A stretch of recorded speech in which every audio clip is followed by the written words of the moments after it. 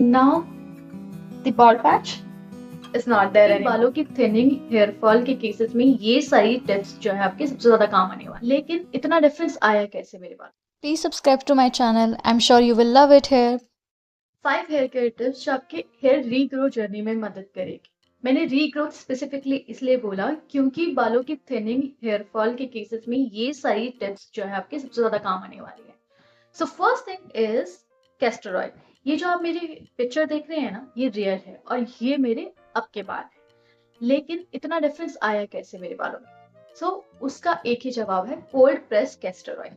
इस एक तेल की वजह से मेरे बॉल्ड पैचेस भर गए थे, मेरे बाल रीग्रो हुए हैं। I could see the baby hair and now the bald patch is not there anymore.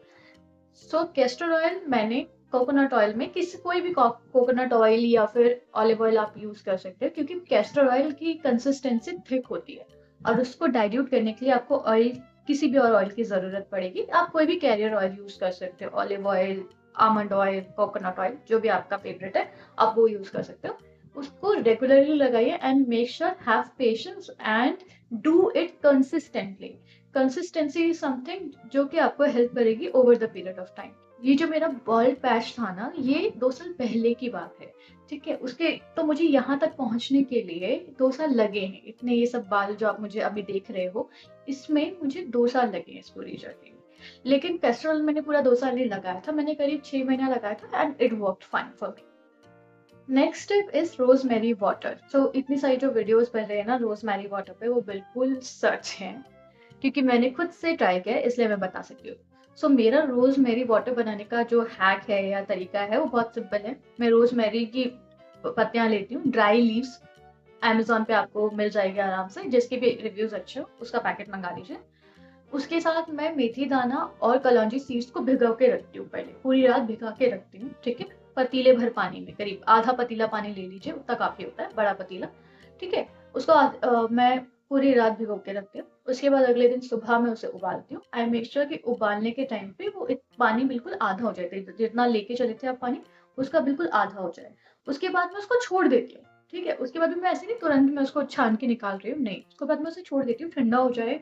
और भी ज्यादा वक्त जो है मैं उसमें देती हूँ कि वो अच्छे से, जितना भी एसेंस है आपके रोजमेरी का, आपके कलौंजी का और मेथी दाने का, वो सारा उसमें अच्छे से इन्फ्यूज हो जाए। उस पानी को मैं छोड़ देती हूँ एंड फिर मैं शाम को, करीब 6-8 घंटे बाद शाम को, मैं उसे स्ट्रेन करके कांच के बॉटल में फ्रिज में रख लेती हूँ। अब फ्रिज में रखने का सिर्फ एक ही वजह है, क्योंकि गर्मी की वजह से अब कोई भी चीज तो खराब हो ही जाती है, तो बाहर रखने से बेहतर है कि अंदर रखो फ्रिज में। और जब भी मुझे लगाना होता है मैं उसको कटोरी में निकालती हूँ, उसको कटोरे में डालती हूँ, नॉर्मल रूम टेम्परेचर पे आने देती हूँ, और जैसे रूम टेम्परेचर पे जब भी आ जाते हैं तो मैं अपनी जड़ों में लगाती हूँ।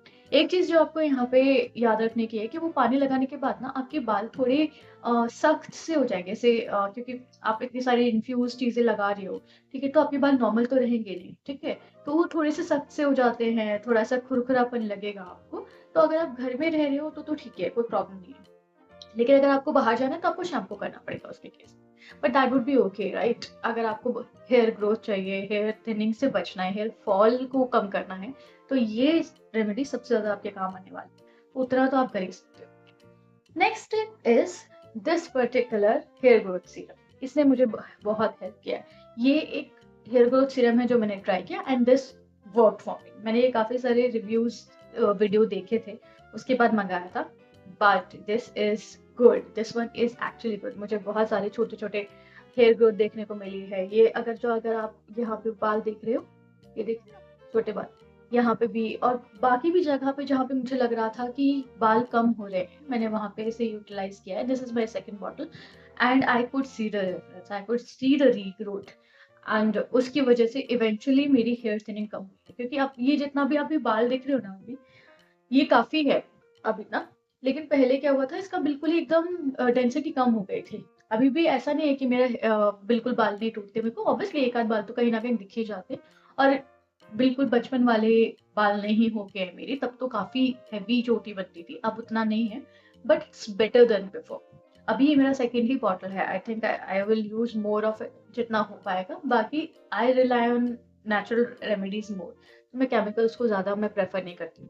ये मैं अपना हफ्ते में 4 बार करीब लगा लेती हूँ, क्योंकि मेरी स्कैल्प ऑयली है, या तो मैं बाहर नहीं जा सकती इसको लगा के। एंड रोज़मेरी वाटर ऑल्सो मैं हफ्ते में 4 बार लगाती हूँ। कभी ये लगा लिया, कभी वो लगा लिया, ऐसा कुछ रूटीन नहीं है, बट जो मुझे जिस दिन मुझे ठीक लगता है मैं लगा लेती हूँ।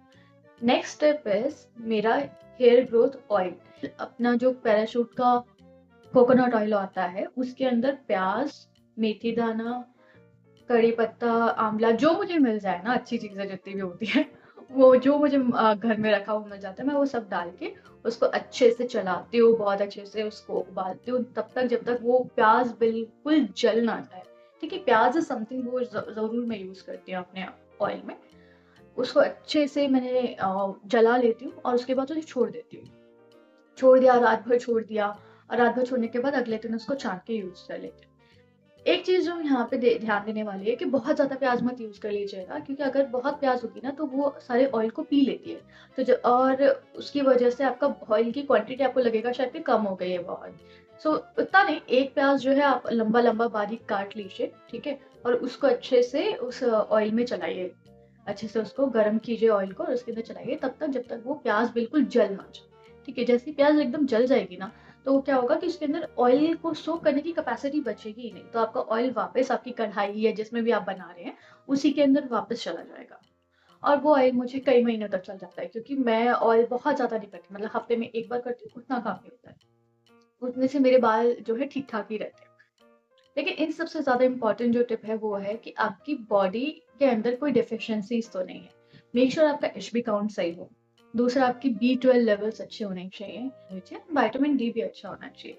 You can get your test done and make sure कि आपकी बॉडी में किसी भी तरीके की डेफिशिएंसीज़ नहीं है। You are eating enough protein as well, because जो भी आपकी बॉडी में जाता है ना, वही इवेंचुअली आपके बालों पे, स्किन पे दिखाई देता है। अगर आपकी बॉडी किसी भी तरीके की स्ट्रेस में है, डेफिशिएंसीज़ की वजह से, आपकी आपकी तबीयत खराब होने की वजह से, जब भी आपकी बॉडी अपने आप को प्रिज़र्व करने की या सर्वाइव करने की कोशिश कर रही है, तो आपको हेयर फॉल होगा ही। अगर आपने नोटिस किया होगा, तो जब भी कोई इंसान बहुत बीमार पड़ जाता है, किसी भी वजह से, किसी इंसान को टीबी हो गया, किसी इंसान को मलेरिया हो गया, कुछ भी अगर इश्यूज़ आता है ना, आया, तो उसको उस इंसान के सबसे पहले बाल झड़ जाते हैं। क्योंकि बॉडी का मैकेनिज़्म ऐसा है ना कि उसके लिए बाल ज़रूरी नहीं है। बाल सर्वाइवल के लिए ज़रूरी नहीं है, आपके बाकी ऑर्गन्स आपके सर्वाइवल के लिए ज़रूरी है, राइट? तो आपकी बॉडी अगर किसी भी तरीके के स्ट्रेस में जाती है, किसी भी तरीके की इंटेंस डेफिशिएंसीज़ में जाती है, तो आपके को हेयर फॉल होता ही होता है। तो अगर आप अंदर से अपनी बॉडी का ख़्याल रख रहे हो, आप अपने सप्लीमेंट्स अच्छे से ले रहे हो, अपना खाना अच्छे से खा रहे हो, आपके प्रोटीन लेवल्स अच्छे हैं, आपका मील जो है बैलेंस्ड है, तो फिर वो आपकी बॉडी पे, आपकी बालों पे दिखाई देगा। सो ये सारी टिप्स थी जिन्होंने मुझे हेल्प किया मेरे हेयर ग्रोथ में, हेयर रीग्रोथ में टू बी स्पेसिफिक। लेकिन एक चीज़ जो कोई भी कंटेंट क्रिएटर, यूट्यूबर आपको नहीं बता रहा है, वो ये है कि आपकी जेनेटिक्स बहुत ज़्यादा रोल प्ले करते हैं आपके कैसे बाल रहने वाले हैं over the period of time. मेरे बाल नेचुरली सिल्की और स्ट्रेट हैं। हाँ, हालाँकि कुछ सालों में लाइफ़स्टाइल चेंजेस की वजह से या फिर बाकी किसी भी और रीज़न्स की वजह से मेरे बाल काफ़ी फ्रिज़ी हो गए थे, but I can maintain it with some products, और अगर मैं अपना लाइफ़स्टाइल ठीक करती हूँ, तो मेरे बाल नॉर्मली अपने जैसे थे वैसे के वैसे आ जाते हैं, back to normal. But that my back to normal is not is equals to your back to normal, right? आपके बाल नेचुरली जैसे भी थे सिंस योर चाइल्डहुड और आपके कॉलेज के टाइम पे, स्कूल के टाइम पे, वैसे ही रहने वाले हैं। आपका कोई भी प्रोडक्ट जो मार्केट में है परमानेंटली आपके बालों को चेंज नहीं कर सकता। तो अगर आप किसी के बाल ऐसे देख रहे हो कि बहुत सुंदर हैं, ग्लॉसी हैं, स्ट्रेट हैं, सिल्की हैं, लेकिन आपके बाल नहीं है, तो मेक श्योर कि आप ये याद रखें कि आपके जेनेटिक्स क्या है, आपके जेनेटिकली बाल कैसे हैं। आप अपने बालों का टेक्सचर इंप्रूव कर सकते हैं, रीग्रो कर सकते हैं, लंबे कर सकते हैं, छोटे कर सकते हैं, लेकिन उनको परमानेंटली चेंज नहीं कर सकते। प्रोडक्ट की हेल्प से बालों को मैनेज किया जा सकता है, बट चेंज नहीं किया जा सकता। Okay, just remember that. So don't compare yourself with anyone. Okay, I hope ये टिप्स आपके काम आएंगी, और अगर आपको ये वीडियो पसंद आई तो please like, share and subscribe. Bye.